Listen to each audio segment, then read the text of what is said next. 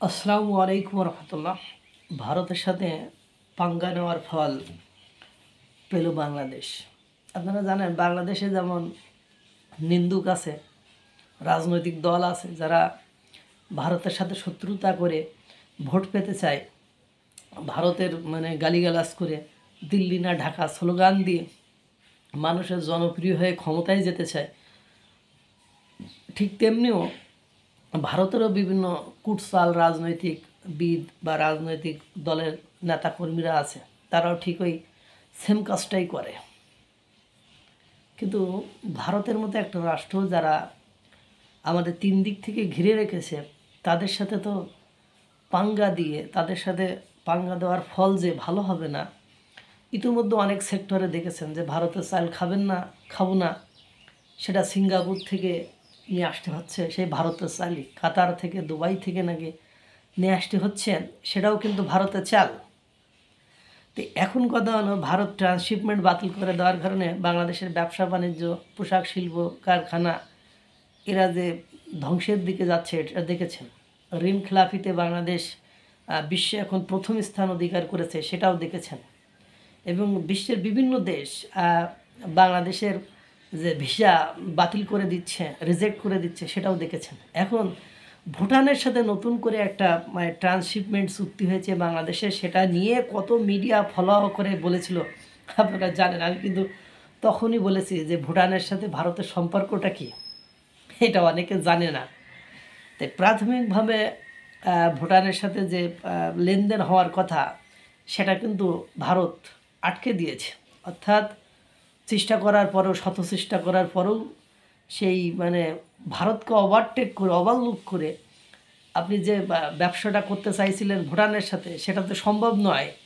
আর বাংলাদেশ যে ভারতের কাছে ধরা, পাকিস্তানের সাথে মাখামাখি করে, পাকিস্তানের সাথে পীড়িত করে, ভারতের সাথে শত্রুতা করে বাংলাদেশ যে পৃথিবীর বুকে শান্তিতে থাকতে পারবে না, বড় জোর দেউলিয়া, দুর্ভিক্ষ, মহামারী এই ধরনের রাষ্ট্র হতে পারে, তার একটা নমুনা স্যাম্পল আপনাদেরকে জানাই।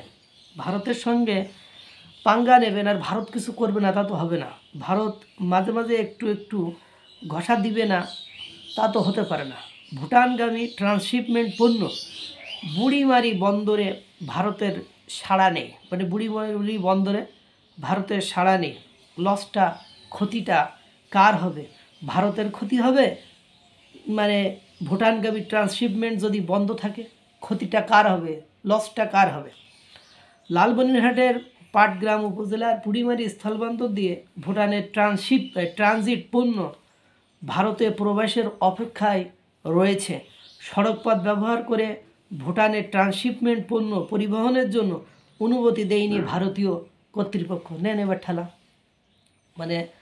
থাইল্যান্ড ব্যাংকক থেকে যে পণ্য এসেছিল, প্রাথমিক পর্যায়ে 6টি পণ্য নিয়ে যে ট্রান্সশিপমেন্টে এসেছিল, সেটা ভারতীয় কর্তৃপক্ষ অনুমতি দেয়নি।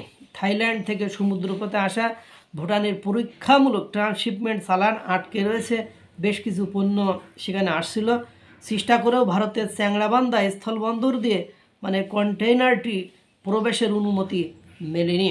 কর্তৃপক্ষ জানাচ্ছে, ভারতের সড়কপথে ভুটানের পৌঁছানোর জন্য যে অনুমোদন দরকার, চ্যাংড়াবান্ধা স্থলবন্দর কর্তৃপক্ষ তা পায়নি।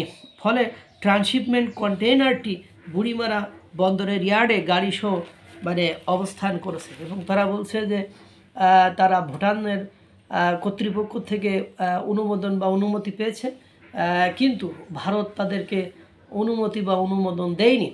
আর এই অনুমোদন না দেওয়ার ফলেই ভারত এই অনুমোদন না দেওয়ার ফলেই ঘটনা এখন অন্যদিকে মোড় নিয়েছে। অর্থাৎ তারা যে কী করবে না করবে এটা বলে শেষ করতে পারছে না।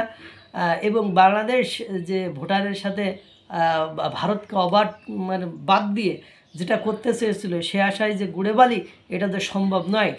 ভারত তার নিজস্ব অঞ্চলে বিভিন্ন সেনা ঘাঁটি, হাজার হাজার সেনা মোতায়েন করছে, এটা আপনারা দেখেছেন বা দেখতেছেন। সুতরাং বিষয়টা একেবারে জলঘোলা হয়ে গিয়েছে। কোনো গতি বা কোনো উপায় অন্তর পাওয়া যাচ্ছে না। আল্লাহ তাআলা সকলকে ভালো রাখুক, সুস্থ রাখুক। আসসালামু আলাইকুম রহমতুল্লাহ।